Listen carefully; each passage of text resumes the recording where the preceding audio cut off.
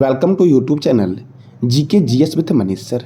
साथियों, मैं आज आपके लिए फिर से लेके आया हूँ 15 महत्वपूर्ण प्रश्न सभी प्रतियोगिता परीक्षाओं के लिए। साथियों, ये महत्वपूर्ण है, तो आइए शुरू करते हैं आज का। साथियों, हमारा 15 एमसीक्यू महत्वपूर्ण वाली।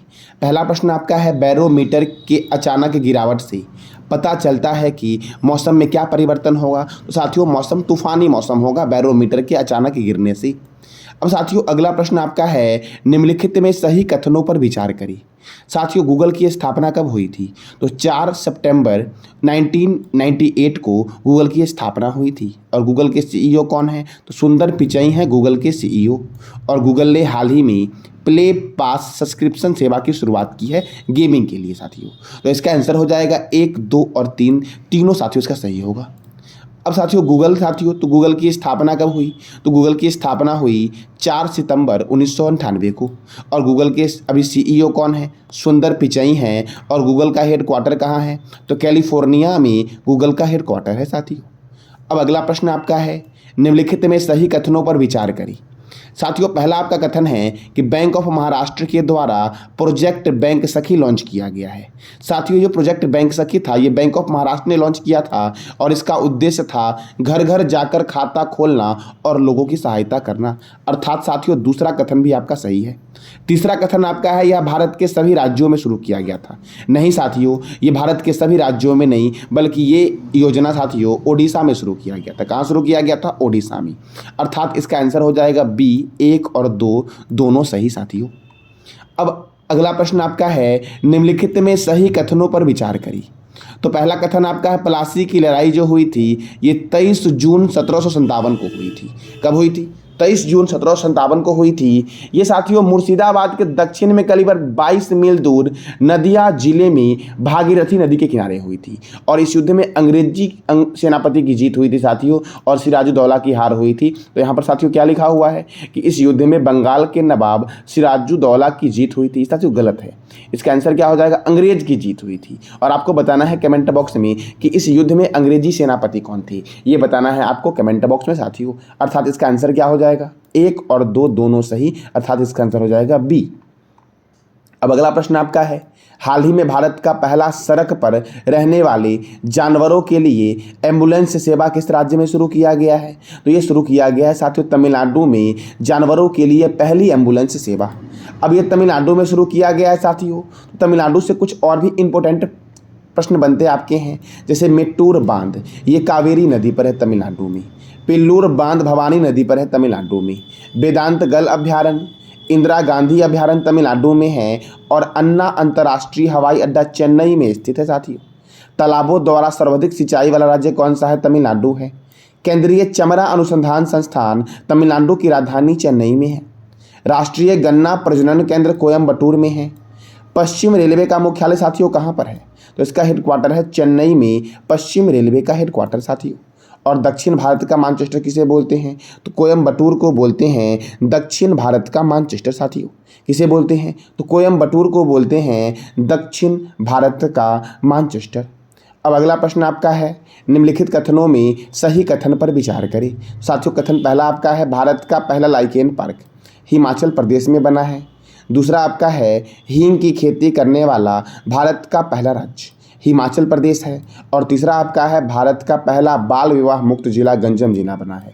साथियों, भारत का पहला लाइकेन पार्क जो है ये हिमाचल प्रदेश में नहीं बल्कि उत्तराखंड में बना है, भारत का पहला लाइकेन पार्क। साथियों, तो पहला इसका गलत हो गया। दूसरा आपका है, हींग की खेती करने वाला भारत का पहला राज्य हिमाचल प्रदेश है, सही साथियों है ये। और तीसरा आपका है, भारत का पहला बाल विवाह मुक्त जिला बना है ओडिशा का गंजम जिला। अर्थात 2 और 3 सही, इसका आंसर हो जाएगा। क्या हो जाएगा इसका आंसर? तो सी हो जाएगा साथियों। अब अगला प्रश्न आपका है, बक्सर के युद्ध के बारे में विचार करिए। साथियों, बक्सर का युद्ध हुआ था अक्टूबर 1764 में। कब हुआ था? तो बक्सर का युद्ध हुआ था अक्टूबर 1764 में। और इस युद्ध में साथियों बंगाल के नवाब मीर कासिम थे, अवध के नवाब शुजाउद्दौला थे और मुगल बादशाह शाह आलम द्वितीय साथियों शामिल थे। और तीनों की संयुक्त सेना ने साथियों इसमें लड़ा था। और इस युद्ध में ईस्ट इंडिया कंपनी के सेनापति कौन थे? हेक्टर मुनरो थे। और इस युद्ध में ईस्ट इंडिया कंपनी के सेनापति हेक्टर मुनरो की जीत हुई थी। अर्थात साथियों कथन 1, कथन 2 और कथन 3 तीनों सही है। इसका आंसर क्या हो जाएगा? ए हो जाएगा साथियों। अब अगला प्रश्न आपका है, पूरा पाषाण काल के बारे में विचार करिए। साथियों पूरा पाषाण काल में पहला कथन आपका है, इस काल में मानव ने सबसे लंबा जीवन शिकारी और खाद्य संग्राहक के रूप में बिताया। दूसरा आपका है, इस काल में कृषि की शुरुआत हुई थी। साथियों कृषि की शुरुआत और अस्थायी समाज की जो स्थापना हुई थी ये हुआ था नव पाषाण काल में। और तीसरा आपका है, आग की खोज इसी काल में हुई, परंतु उपयोग करना नहीं साथियों इस काल के लोगों को आता था। साथियों सही है, जंगल में आग लग गई थी जिस कारण से लोग वहां भागने लगे थे, तो आग की खोज तो इस काल में हुई, लेकिन आग का इस्तेमाल जो हुआ वो मध्य पाषाण काल में हुआ। अर्थात साथियों इसका आंसर क्या हो जाएगा? तो इसका आंसर हो जाएगा 1 और 3 साथियों। अर्थात इसका आंसर हो जाएगा क्या? तो डी हो जाएगा। अब देखो पूरा पाषाण काल, इसको बोलते हैं पैलियोलिथिक एज। मानव ने सबसे लंबा जीवन इसी काल में शिकारी और खाद्य संग्राहक के रूप में बिताया। खाद्य संग्राहक अर्थात साथियों जगह जगह जा करके जहां भोजन मिले वहीं भोजन करना और वहीं पे साथियों विश्राम करना। कृषि और पशुपालन की जानकारी पूरा पाषाण काल के लोगों को नहीं थी। आग की खोज इस काल में हुई, परंतु उपयोग नहीं हुआ साथियों इस काल में। देखो इस काल के जो हथियार थे वो क्वार्टजाइट, सल्क और ब्लेड प्रकार के औजार का उपयोग करते थे।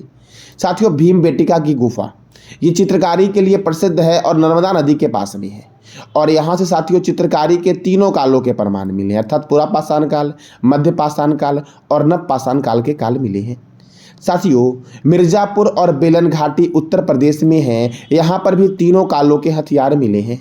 अतिरमपक्कम तमिलनाडु में है और हथनौरा मध्य प्रदेश में है, यहाँ से मानव खोपड़ी के अवशेष मिले हैं। साथियों खासकर ये टॉपिक जो आपका है ये बीपीएससी टीचर वाले जो भी एग्जाम देंगे उनके लिए महत्वपूर्ण है। आपसे पूछ देगा कि मिर्जापुर मिलान करने में पूछेगा, मिर्जापुर दे देगा, अतिरमपक्कम दे देगा साथियों, भीमबेटिका दे देगा और बोलेगा मिलान करो। इस तरह के प्रश्न आपके एग्जाम में आने के चांस बनते हैं। अब देखो अब मध्य पाषाण काल के बारे में बात करते हैं, मेसोलिथिक एज। साथियों मेसोलिथिक एज जो आपका है इसमें शिकारी और खाद्य संग्राहक तो थे ही, और पशुपालन की शुरुआत जो हुई वो मध्य पाषाण काल में हुई। पहला पालतू पशु कुत्ता बनाया गया था। आग का व्यावहारिक प्रयोग शुरू हुआ मध्य पाषाण काल में, और इस काल में मानव अस्थि पंजर का सबसे बड़ा अवशेष जो मिला है वो प्रतापगढ़ उत्तर प्रदेश से मिला है। कहाँ से मिला है? तो प्रतापगढ़ उत्तर प्रदेश से मिला है। राजस्थान में है सांभर झील। सांभर झील के पास विश्व की सबसे पुरानी वृक्षारोपण का साक्ष्य मिला है मध्य पाषाण काल का। मध्य पाषाण काल में लोग माइक्रोलिथ अर्थात सूक्ष्म पत्थर के औजार का प्रयोग करते थे। और चौपानी मांडो कहाँ है? उत्तर प्रदेश में है, यहाँ से मिट्टी के बर्तन के प्रमाण मिले हैं। और बागौर राजस्थान में है साथियों, और आदमगढ़ मध्य प्रदेश में। देखो एक होता है आदमगढ़, एक है आजमगढ़। ये मैं आदमगढ़ के बारे में बता रहा हूँ। आदमगढ़ यहाँ से पशुपालन के प्रमाण मिले थे मध्य पाषाण काल के संबंध में। अब नव पाषाण काल साथियों, नव पाषाण काल में कृषि की खोज हुई, और जैसे ही कृषि की साथियों खोज हुई वैसे ही कृषि की रक्षा करने के लिए अस्थायी समाज का निर्माण हो गया। क्या साथियों मैंने बोला? तो कृषि की खोज हुई और पशुपालन की विविधता की शुरुआत हुई, और अस्थायी समाज की स्थापना जो हुई वो नव पाषाण काल में हुई। स्लेट के बने औजार का प्रयोग करते थे नव पाषाण काल के लोग। बुर्ज होम कश्मीर से लोगों के गर्तवास में रहने का साक्ष्य मिला है। और साथियों मानव के साथ कुत्तों को दफनाए जाने का प्रमाण कहाँ से मिला है? तो बुर्ज होम कश्मीर से मिला है। गर्तवास अर्थात होता है भूमि के अंदर गुफा में साथियों निवास करने वाले। गुफा कराल कहाँ है? कश्मीर में है। और चिरांद कहाँ है? बिहार के सारण में है। साथियों यहाँ से क्या मिला है? तो औजार और मृदभांड अर्थात मिट्टी के बर्तन के प्रमाण मिले हैं। कोल्ढिवा ये इलाहाबाद में है, यहाँ से नव पाषाण काल के चावल उगाने के प्रमाण मिले हैं। और मेहरगढ़ बलूचिस्तान में है, जहाँ से कृषि का प्रमाण मिला है। साथियों कृषि का प्राचीनतम प्रमाण जो मिला है वो लहुरा देव से मिला है। साथियों ये लहुरा देव किस राज्य में है ये बताना है आपको कमेंट बॉक्स में। पहिए का खोज इसी काल में हुआ, और इस काल में गाय, बैल, भेड़, बकरी पालने की शुरुआत जो हुई वो इसी काल में हुई साथियों। अब अगला प्रश्न आपका है, सिंधु घाटी सभ्यता के बारे में विचार करें। तो साथियों सिंधु घाटी सभ्यता के बारे में विचार करें, आपका इसके संदर्भ में पहला कथन है, इस सभ्यता का सबसे पूर्वी बिंदु आलमगीरपुर है। और आलमगीरपुर चिनाब नदी के किनारे नहीं साथियों, आलमगीरपुर चिनाब नदी के किनारे नहीं है, बल्कि सिंधु घाटी सभ्यता का जो उत्तरी बिंदु है साथियों मांदा, वो है चिनाब नदी के किनारे। आलमगीरपुर जो है ये हिंदन नदी के किनारे है साथियों। और इस सभ्यता का पूर्वी बिंदु आलमगीरपुर उत्तर प्रदेश में है। सही साथियों है, आलमगीरपुर उत्तर प्रदेश में इस सभ्यता का पूर्वी बिंदु।